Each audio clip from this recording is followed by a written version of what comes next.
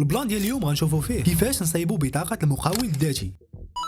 اول حاجه غنقلبوا في جوجل على موقع المقاول الذاتي وغنكليكيو على اول موقع يطلع لينا، غنختاروا اللغه العربيه وغنجيو لفتح حساب جديد. فغتولي الواجهه بحال هكا. هنا غتدخل رقم البطاقه الوطنيه وهنا الايميل ديالك، وغادي لهنا تدخل كلمه السر وتعاودها. هنا الاسم الشخصي، الاسم العائلي كذلك، وتجي لهاد لاكاز تكتب فيها النتيجه ديال العمليه اللي كتبان لك هنايا. ومن بعد غتجي لهاد المربع تكليكي ودير فتح حساب جديد. فمن بعدها غتمشي للايميل مباشره وغتلقاهم صيفطوا ليك باش تقدر تفعل الحساب ديالك. فغدير هنا تسجيل الدخول وغتدخل الرقم البطاقه الوطنيه، كلمه السر اللي كنتي ديجا كتبتيها، وتخرج العمليه هنايا. ومن بعدها غدير تسجيل الدخول. فغتطلع لك هاد الواجهه. اللي عليك دابا هو تعمر كاع هاد المعلومات وتدوز من هاد المراحل باش تيليشارجي واحد الاستماره على شكل PDF. فاش غادي تيليشارجيها غتمشي لاقرب سيبر تامبريميها وتزيد فوتوكوبي ديال لاكارت وتصويرها وتمشي سواء عند البريد بنك التجاري او بنك اوف افريكا او الشعبي. غتسلم لهم هاد الشيء وغتاخذ واحد الوصل اللي من بعد 10 ايام حتى ل 15 يوم به غتمشي تسلم البطاقه ديالك من البنك اللي دفعتي لهم الدوسي ديالك ديال بطاقه المقاول الذاتي. رابط الموقع باش تسجل غتلقاه في اول تعليق. فما تنساش تخلي لنا شي تعليق باش الفيديو